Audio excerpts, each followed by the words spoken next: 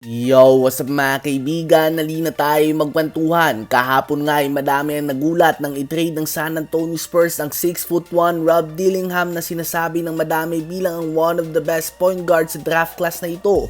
Trinade nga siya ng Spurs bilang ang number 8 pick sa Minnesota Timberwolves. Ganun pa man ay posibleng ang best point guard nga siya mga kaibigan na kilala ng madami. Dahil muling sa labas ng Amerika, nag-scout ang San Antonio Spurs dahil kinuha nga nila bilang kanilang 36 pick si Juan Nunez mula sa isang pick swap sa Indiana Pacers. Sa mga hindi nakakakilala sa kanya ay isang itong 20-year-old mula sa Spain na huling naglaro sa Bundesliga ng Germany, kung saan siya ay nag-average ng 10 points, 5 assists and 2 steals per game.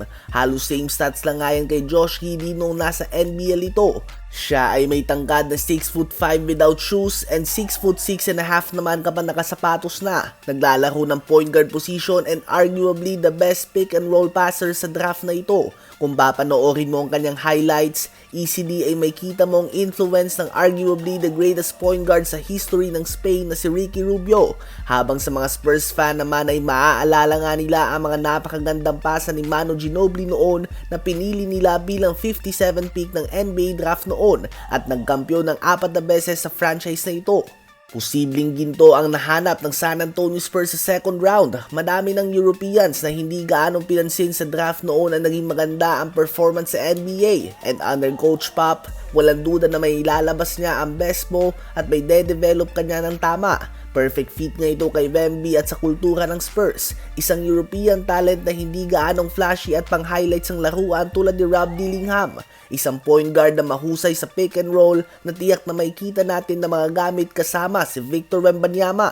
Sa ngayon, ang nakikita na kahinaan niya ay ang kanyang shooting na madali lang naman ma-develop. Siya nga isang left-handed player na may magandang form. Hindi din siya ganun ka-athletic tulad lang ng karamihan na European players. Nakaharap na din niya si Wemby noon sa FIBA Under-19 kung saan si Nunez ay gumawa ng 20 points, 6 rebounds, 3 assists and 6 steals at nakuha din nila ang panalo laban sa France. Naging parte din nga siya mga kaibigan ng All-Star 5 ng tournament na yon.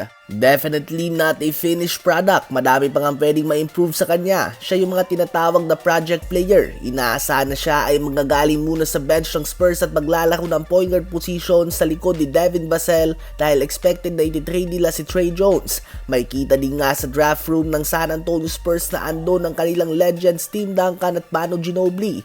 Nakuha din nila bilang 48 pick si Harrison Ingram mula sa North Carolina. Sa draft na ito, ang Spurs ay nakakuha ng 3 players, isang 2031 unprotected first round pick, 2030 protected first round pick at cash considerations. Ano ba ang masasabi nyo sa pag-draft ng Spurs sa taon na ito?